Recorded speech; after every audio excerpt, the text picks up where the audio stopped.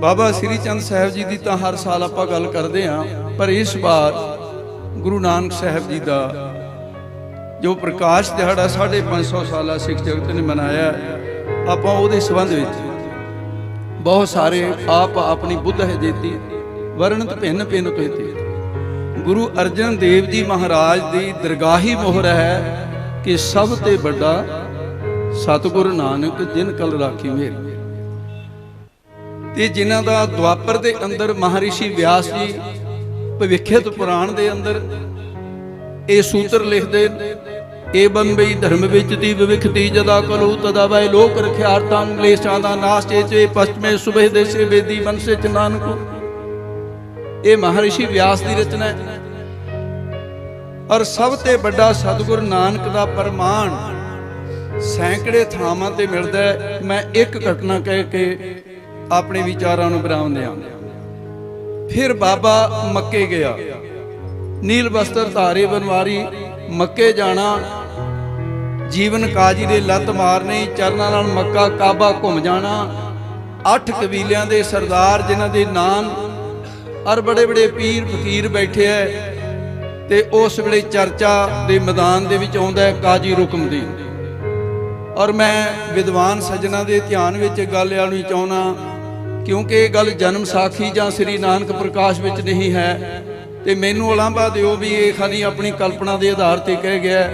ਇਹਦੇ ਲਈ ਮੈਂ ਆਪ ਨੂੰ ਪਹਿਲਾਂ ਹੀ ਇਹ ਬੇਨਤੀ ਕਰਦਾ ਕਿ 2 ਪੁਸਤਕਾਂ ਅਰਬੀ ਦੇ ਵਿੱਚ ਲਿਖੀਆਂ ਹੋਈਆਂ, ਸਹਿਤ ਏ ਬਾਬਾ ਨਾਨਕ ਫਕਰ ਔਰ ਤਾਰੀਖੇ ਅਰਬ, ਇਹ ਅਰਬੀ ਦੀਆਂ 2 ਪੁਸਤਕਾਂ ਹਨ, ਜਿਨ੍ਹਾਂ ਦੇ ਕੁਝ ਹਵਾਲਿਆਂ ਦੇ ਪਹਿਰੇ ਦੇ ਵਿੱਚ ਮੈਂ ਆਪ ਜੀ ਦੇ ਨਾਲ ਅੱਜ ਗੱਲ ਕਰਨ ਲੱਗਾ। ਉਸ ਵੇਲੇ ਦਾ ਮਹਾਨ ਲੇਖਕ ਤਾਜਦੀਨ ਉਹ ਸਨਮੁਖ ਬੈਠਾ, ਕਹਿੰਦਾ ਜਦੋਂ ਕਾਜੀ ਰੁਕਮਦੀਨ ਗੁਰੂ ਨਾਨਕ ਦੇ ਕੋਲ ਆਉਂਦਾ, ਕਹਿੰਦਾ ਮੈਂ ਕੋਲ ਬੈਠਾ ਸੀ।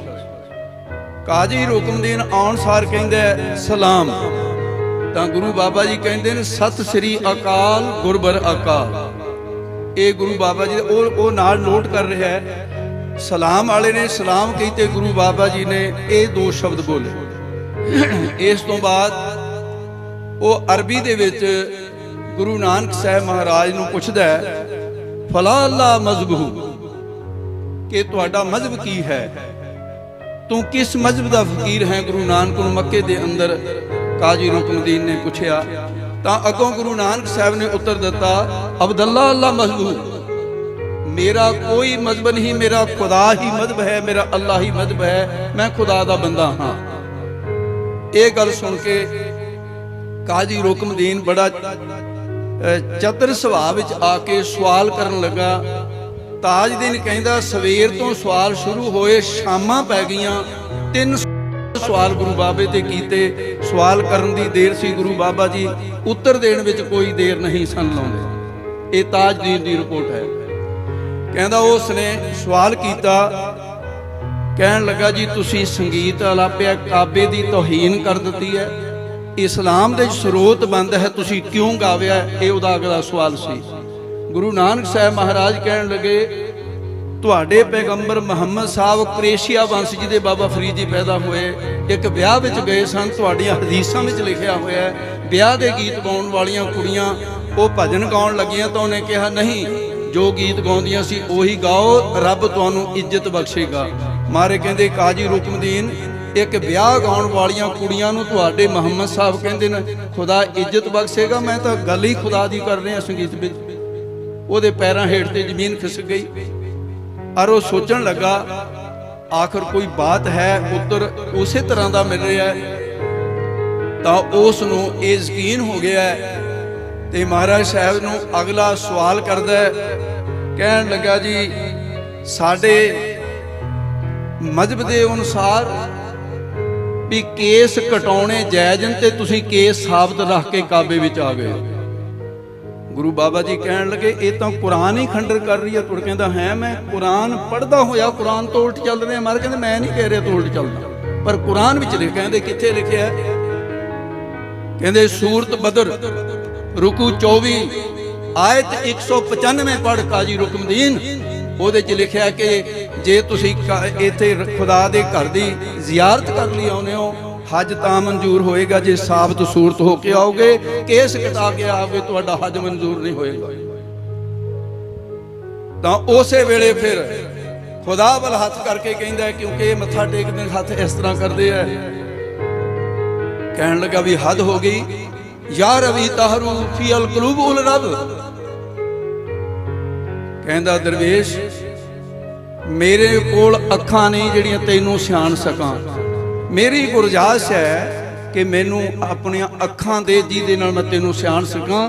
ਤੂੰ ਖੁਦਾ ਦਾ ਰੂਪ ਹੈ ਜਾਂ ਖੁਦਾ ਆਪ ਹੈ, ਪਰ ਮੇਰੇ ਕੋਲ ਅੱਖਾਂ ਨਹੀਂ ਤੈਨੂੰ ਸਿਆਣਨ। ਤੇ ਮਹਾਰਾਜ ਸਾਹਿਬ ਸੱਚੇ ਪਾਤਸ਼ਾਹ ਉੱਤਰ ਪ੍ਰਸ਼ਨ ਕਰਦੇ ਗਏ, ਹਰ ਗੱਲ ਦਾ ਉੱਤਰ ਦੇ ਰਹੇ ਮਹਾਰਾਜ।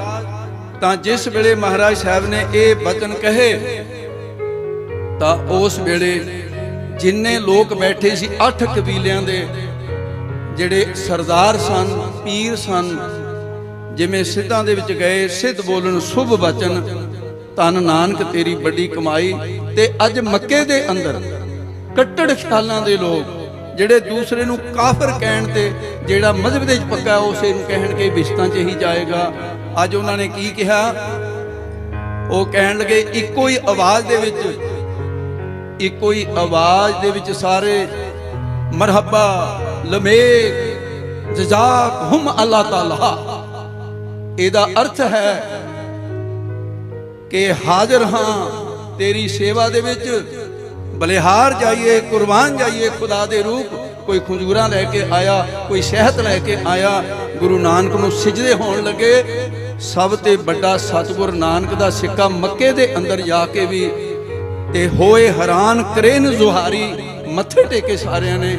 ਇਸ ਕਰਕੇ ਉਹੀ ਸਰੂਪ ਹੈ। ਜੇ ਰਾਮ ਦੇ ਰੂਪ ਵਿੱਚ ਆਏ, 2 ਗੁਰੂਆਂ ਤੋਂ ਵਿਦਿਆ ਪੜ੍ਹੀ, ਇੱਕ ਗੁਰੂ ਦੇ ਕੋਲੋਂ 64 ਦਿਨ ਵਸਿਸ਼ਠ ਦੇ ਕੋਲੋਂ ਮਹਾਰਾਜ ਜੀ ਨੇ, ਰਾਮ ਜੀ ਨੇ 64 ਦਿਨ ਬ੍ਰਹਮ ਵਿਦਿਆ ਪੜ੍ਹੀ, 8 ਦਿਨ ਵਿਸ਼ਵਾਮਿੱਤਰ ਦੇ ਕੋਲੋਂ ਉਹਨੇ ਸ਼ਸਤਰ ਵਿਦਿਆ ਸਿੱਖੀ। ਦੁਆਪਰ ਵਿੱਚ ਆਏ, 64 ਦਿਨ ਉਹਨਾਂ ਨੇ ਸੰਦੀਪਨ ਜੀ ਦੇ ਕੋਲੋਂ ਸ਼ਸਤਰ ਵਿਦਿਆ ਸਿੱਖੀ, 8 ਦਿਨ ਬਰਵਾਸ਼ਾ ਦੇ ਕੋਲੋਂ ਬ੍ਰਹਮ ਗਿਆਨ ਸਿੱਖਿਆ। ਤੇ ਮਹਾਰਾਜ ਸਾਹਿਬ ਜੀ 5-6 ਕਿਸਮ ਦੇ ਅਵਤਾਰਾਂ 'ਚ, ਅੰਸਾ ਅਵਤਾਰ, ਅਵੇਸ਼ਾ ਅਵਤਾਰ, ਨਿਤ ਅਵਤਾਰ, ਨਿਮਿਤ ਅਵਤਾਰ, ਕਾਰਨ ਅਵਤਾਰ ਤੇ ਪੂਰਨ ਅਵਤਾਰ, ਜਿਨ੍ਹਾਂ ਨੇ ਸ੍ਰੀ ਦਸਮ ਗ੍ਰੰਥ ਪੜ੍ਹਿਆ ਜਾਂ ਪੜ੍ਹਦੇ ਨੇ, ਉਹ 24 ਅਵਤਾਰਾਂ ਦੀ ਕਥਾ ਪੜ੍ਹੋ। ਪੂਰਨ ਅਵਤਾਰ 2 ਹੋਏ, ਰਾਮ ਤੇ ਕ੍ਰਿਸ਼ਨ। ਪਰ ਗੁਰੂ ਨਾਨਕ ਸਾਹਿਬ ਮਹਾਰਾਜ ਇਹ ਸਭ ਤੋਂ ਵੱਡਾ ਸਤਿਗੁਰ ਨਾਨਕ ਕਿਵੇਂ ਨਾ, ਇਹਨਾਂ ਦੀਆਂ ਕਲਾ ਗਿਣੀਆਂ ਨਹੀਂ ਜਾਂਦੀਆਂ, 14 ਤੇ 16 ਕਲਾ ਸੀਮਤ ਨਹੀਂ, ਅਨੰਤ ਕਲਾ ਦੇ ਮਾਲਕ। ਔਰ ਦੂਸਰੀ ਬਾਤ ਹੈ, ਗੁਰੂ ਨਾਨਕ ਸਾਹਿਬ ਮਹਾਰਾਜ ਜੇ ਪਾਦੇ ਕੋਲ ਗਏ ਉਹਨੂੰ ਪੜ੍ਹਾ ਕੇ ਆਏ, ਕਾਜੀ ਕੋਲ ਗਏ ਮੁੱਲਾ ਕੋਲ ਉਹਨੂੰ ਪੜ੍ਹਾ ਕੇ ਆਏ। ਤੇ ਬਿਨਾ ਪੜ੍ਹੇ ਹੀ ਪੜ੍ਹ ਰਹੇ ਸਭਨ ਪੜਾਵਨ ਹਾਰ। ਇਸ ਲਈ ਸਭ ਤੋਂ ਵੱਡਾ ਸਤਿਗੁਰ ਨਾਨਕ ਜਿਨ ਕਲ ਰਾਖੀ ਮੇਰੀ। ਗੁਰੂ ਨਾਨਕ ਸਾਹਿਬ ਮਹਾਰਾਜ ਦਾ ਇਹ ਪ੍ਰਕਾਸ਼ ਉਤਸਵ ਮਨਾਉਣ ਵਾਲੇ ਸਾਰੇ ਸਿੱਖ ਜਨ ਦੇਸਾਂ ਪ੍ਰਦੇਸਾਂ 'ਚ ਜਿੱਥੇ ਵੀ ਬੈਠੇ ਹੋ, ਲੱਖ ਲੱਖ ਵਧਾਈ ਹੋਵੇ। ਭੁੱਲਾਂ ਚੁੱਕਾਂ ਦੀ ਖਿਮਾ ਕਰਨ ਜੀ। ਵਾਹਿਗੁਰੂ ਜੀ ਕਾ ਖਾਲਸਾ, ਵਾਹਿਗੁਰੂ ਜੀ ਕੀ ਫਤਿਹ।